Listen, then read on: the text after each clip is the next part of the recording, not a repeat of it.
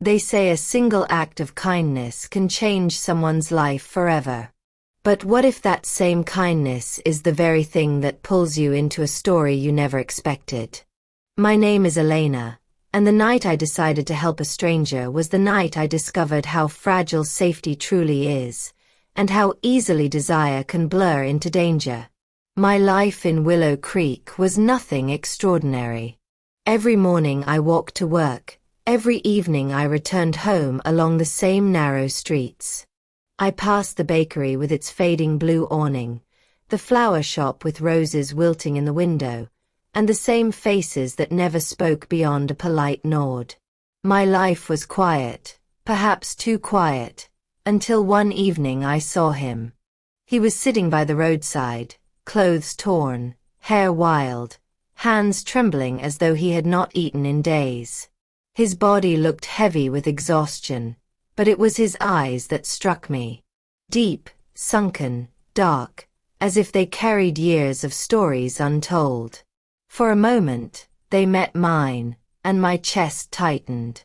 I should have kept walking. But I didn't. Something held me still. "Are you all right?" I asked softly. His head lifted, almost unwillingly. "I'll survive," he murmured, voice rough like gravel. "I'm just tired.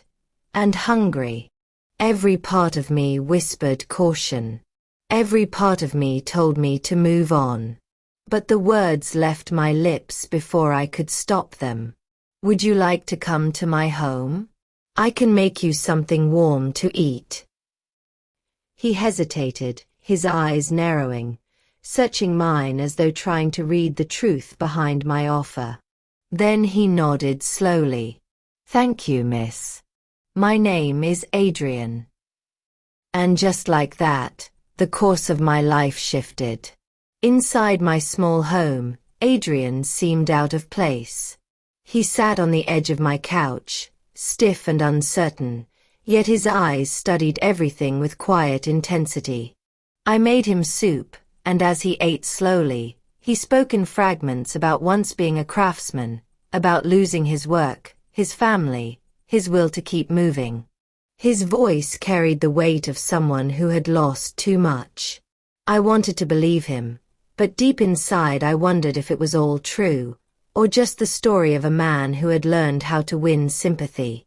That first night, I noticed the way his gaze drifted. Not just at me but around the room. The photographs on the wall. The half-open window. The unlocked back door. A shiver moved down my spine, but I brushed it off, telling myself not to judge. In the days that followed, Adrian returned. Each time he appeared at my doorstep, part of me lit up with something I couldn't name. He was polite, almost gentle.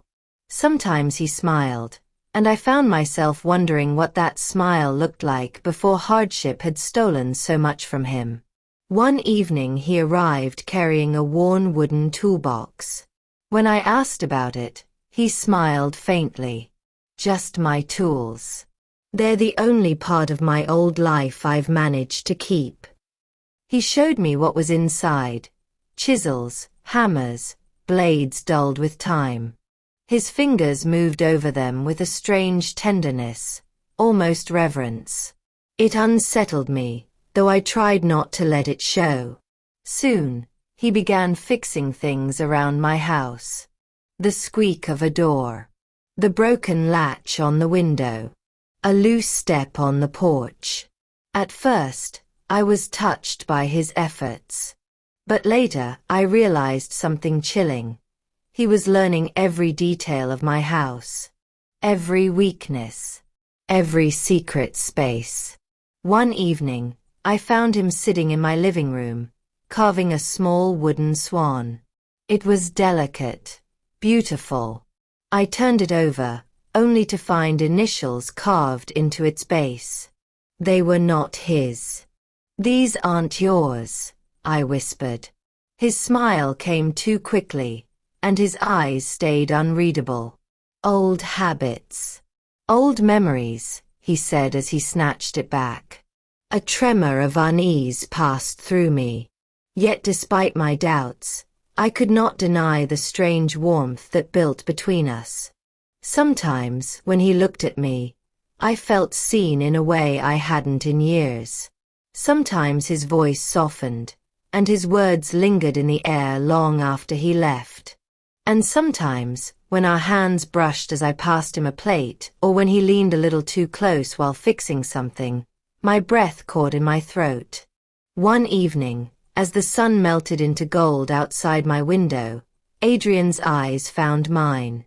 "Elena, you've given me more than anyone has in years. You've given me back a piece of myself."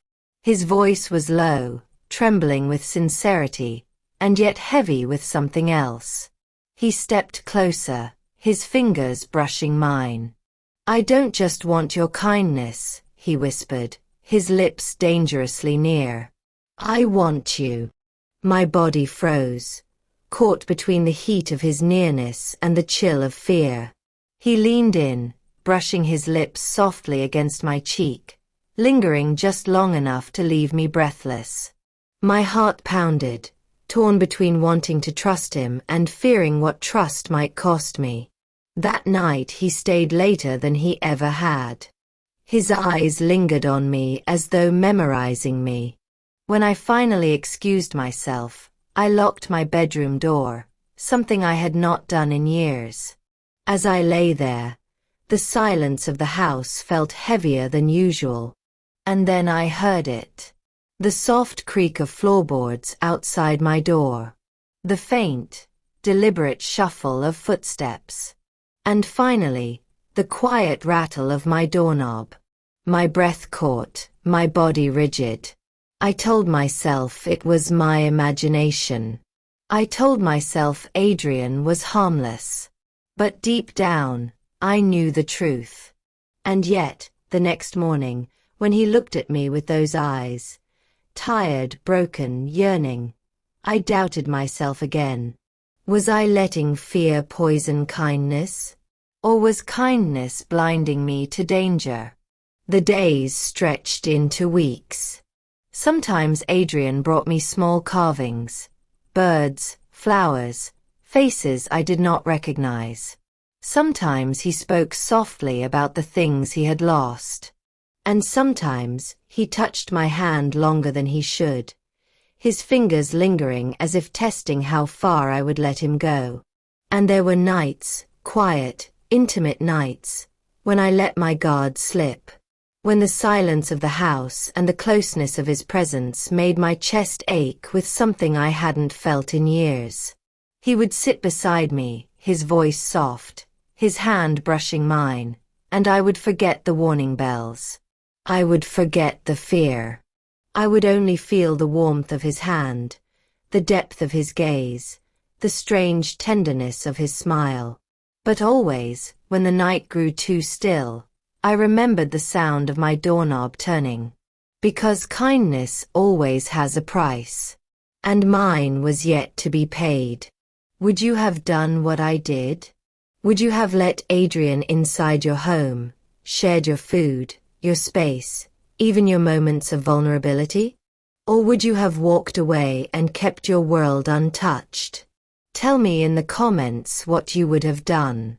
And if this story kept you thinking, don't forget to like, share, and subscribe for more.